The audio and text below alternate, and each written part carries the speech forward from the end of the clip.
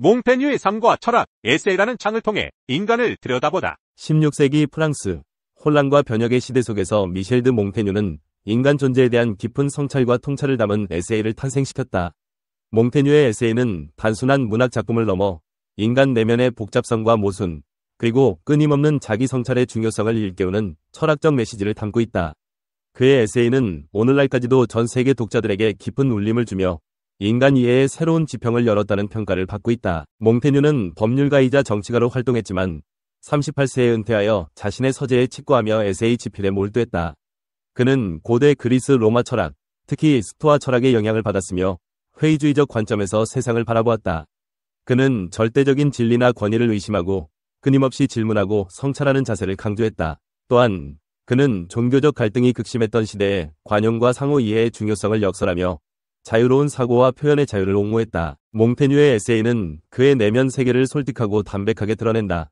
그는 자신의 경험, 생각, 감정을 가감없이 털어놓으며 인간 존재의 보편적인 문제들을 다룬다.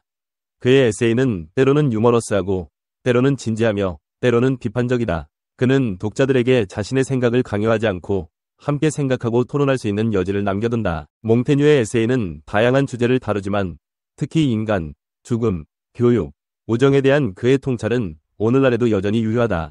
그는 인간의 불완전성과 모순을 인정하고 죽음에 대한 두려움을 극복하기 위한 자세를 제시한다. 또한 그는 주입식 교육을 비판하고 자율적인 사고와 비판적 능력을 키우는 교육의 중요성을 강조한다.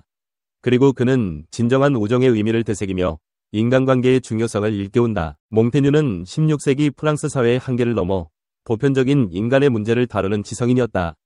그의 에세이는 시대와 국경을 초월하여 전 세계 독자들에게 사랑받고 있다. 그는 셰익스피어, 파스칼, 니체 등 수많은 작가와 철학자들에게 영감을 주었으며 현대 에세이 문학의 토대를 마련했다. 몽테뉴의 에세이는 현대사회에 여전히 유효한 메시지를 던진다. 그는 개인주의와 경쟁이 심화되는 현대사회에서 자기 성찰과 타인에 대한 이해의 중요성을 강조한다. 또한 그는 정보 과잉 시대에 비판적 사고와 판단 능력의 중요성을 일깨운다. 그리고 그는 다양성과 관용이 존중되는 사회를 만들기 위한 노력을 촉구한다. 몽테뉴의 에세이는 삶의 지혜를 얻는 길을 제시한다. 그는 독자들에게 끊임없이 질문하고 스스로 생각하며 자신의 삶을 주체적으로 살아갈 것을 권한다. 그의 에세이는 우리에게 삶의 의미를 되새기고 더 나은 삶을 위한 용기를 준다. 몽테뉴의 에세이는 다양한 시각으로 해석될 수 있다. 그의 에세이는 철학, 문학, 역사, 사회학 등 다양한 학문 분야에서 연구되고 있으며 새로운 해석과 평가가 계속해서 이루어지고 있다. 그의 에세이는 시대와 상황에 따라 다르게 읽힐 수 있으며 독자들에게 끊임없이 새로운 질문을 던진다. 몽테뉴는 인간 존재의 불완전성과 모순을 솔직하게 드러내면서도 인간에 대한 따뜻한 시선을 잃지 않았다. 그는 인간의 한계를 인정하면서도 끊임없이 성장하고 발전할 수 있는 가능성을 믿었다.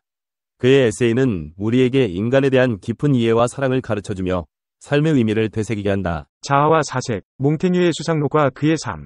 몽테뉴는 38세에 은퇴했고 나는 48세에 은퇴했다. 몽테뉴는 보르도뉴의 성에 살았고 나는 헤이리 예술 마을에 살았다. 몽테뉴는 38세가 되던 해부터 삶과 문학에 대한 소박한 생각들로 수상록을 쓰기 시작했다. 이때 몽테뉴는 법학을 공부한 이후로 보르도 고등법원에서 참사관으로 13년을 근무한 후였다. 그러나 몽테뉴는 법과 정치의 음모에 신물이 났다. 법과 정치를 애초부터 좋아하지 않았지만 32세의 나이에 장질환으로 갑자기 요절한 절친한 친구의 죽음은 몽테뉴를 더욱 우울하게 만들었다. 몽테뉴는 만사가 귀찮았다. 모든 것을 그만두고 싶었다. 결국 몽테뉴는 고등법원에 사표를 냈고 옛집으로 돌아가 은둔했다. 보르도에서 동쪽으로 약 50km 떨어진 곳으로 도르도뉴 강뚜기로 포도밭에 둘러싸인 산허리에 우뚝 세워진 중세의 성이었다. 몽테뉴는 옛 탑이 벽에 라틴어로 은퇴를 자축하는 글을 남겼고 이 탑을 개조해서 개인용 예배실과 침실 및 서재로 꾸몄다. 성의 한켠에는 탑이 솟아 있었는데 그 탑이 3층에 있는 자신의 원형 서재에서 대부분의 시간을 보냈다.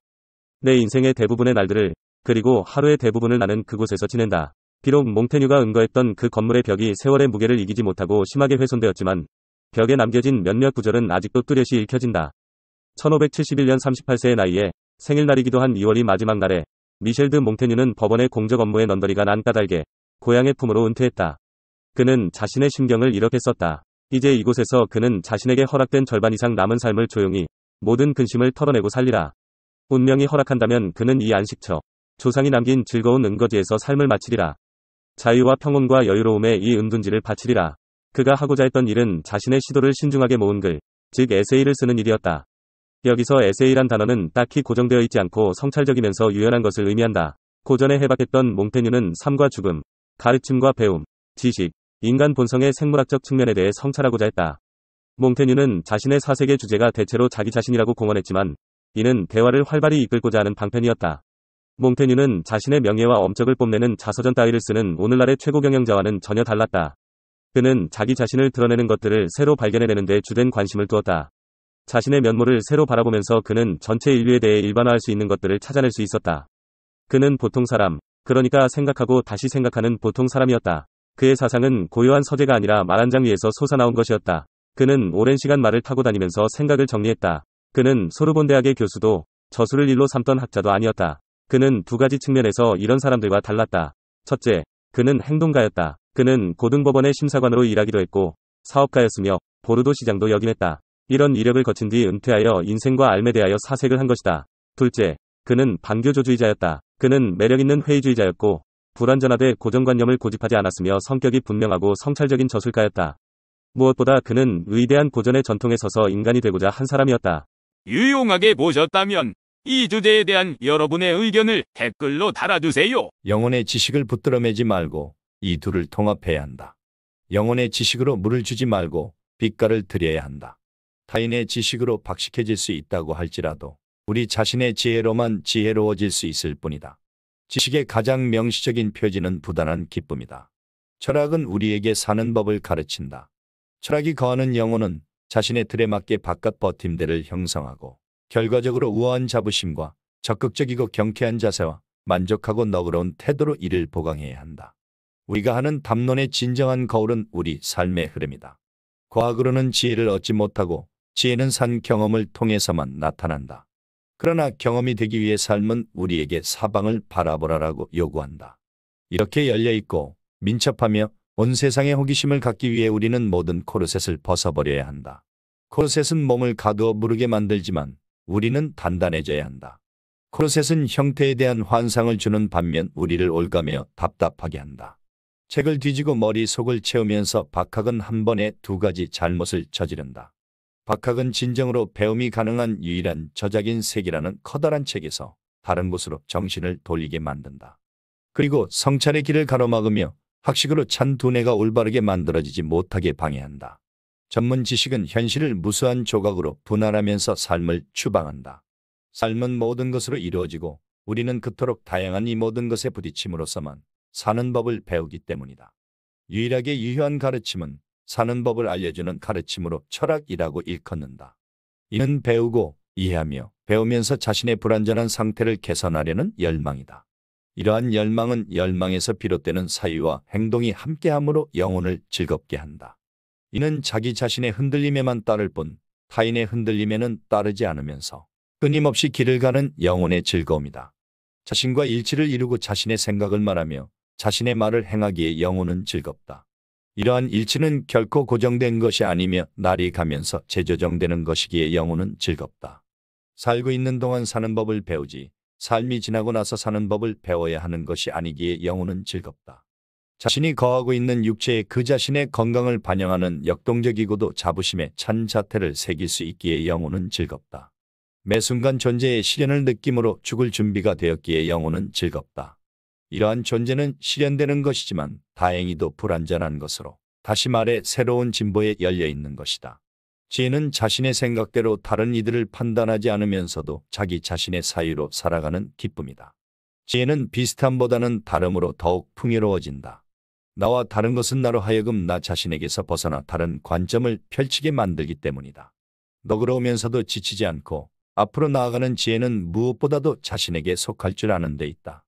계속 즐거워하기 위해서 나는 나 자신에게서 멀어지게 만드는 압력으로부터 벗어날 줄 알아야 한다.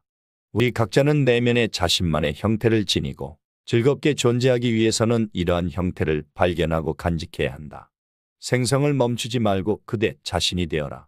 규칙으로 이루어진 사회는 그대에게 자신의 틀을 내밀고 그대는 그곳으로 들어가고 싶은 마음이 든다.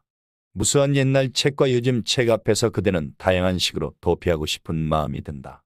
박식해 보이거나 유행에 밝아 보이려고 거치려를 하면서 전체를 그대가 정통한 단 한 가지로 국한시키면서 그대는 자신도 모르게 유행에 휩쓸리거나 피난처에 몸을 숨긴 채 사유하지 않으려고 한다. 사유한다는 말은 다른 관점으로 자신에게 자양분을 공급하면서 언제나 그대 자신을 통해 사유한다는 뜻이다. 그러나 다른 이들이 그대에게 가져다 주는 것을 다시 생각하지 않으면 그대 자신의 삶을 살지 못한다. 그대는 바로 그대 자신의 책을 써야 하고 이 책은 종이로 된 책이 아니다. 그것은 그대의 영혼과 한 몸이 된 지식에 빛을 비춘 그대 삶의 살갗으로 만든 책이다. 이 지식은 책에서 얻은 지식이 아니라 실존적인 지식으로 그대가 세계와 맺는 관계에서 비롯된다. 이 지식으로 그대는 세계를 읽게 되고 세계에 대해 사람들이 그대에게 하는 말을 결코 덮어놓고 믿지 않게 된다. 무수히 쌓인 저작을 보고 낙심하는가? 그렇다면 그대 자신의 저작을 집필하라. 어떻게 해야 할지 모르는가? 그대만의 독특한 중심을 찾아서 그것으로 자양분을 공급하고 생성하는 존재가 되어라. 어떻게 찾아야 하는지 알지 못하는가? 그대가 누리는 진정한 기쁨의 원천에 질문하라. 기쁨과 기분 전환을 혼동하는가? 기쁨은 사람을 강하게 만들지만 오락은 사람을 다치게 한다. 그대 자신이 되는 일이 두려운가? 하지만 그대 아닌 존재가 된다면 끔찍할 것이다. 그대 자신이 되는 일이 불가능하다고 생각하는가? 가능성은 그대 안에서 발휘되기만을 기다리는 중이다. 마음속 깊은 곳에서 나 아닌 존재가 되라는 부추김 너머로 나는 듣는다. 내 안에 내가 있으니 너 자신을 향해 길을 떠나면 삶이 내게 길을 보여줄 터이다.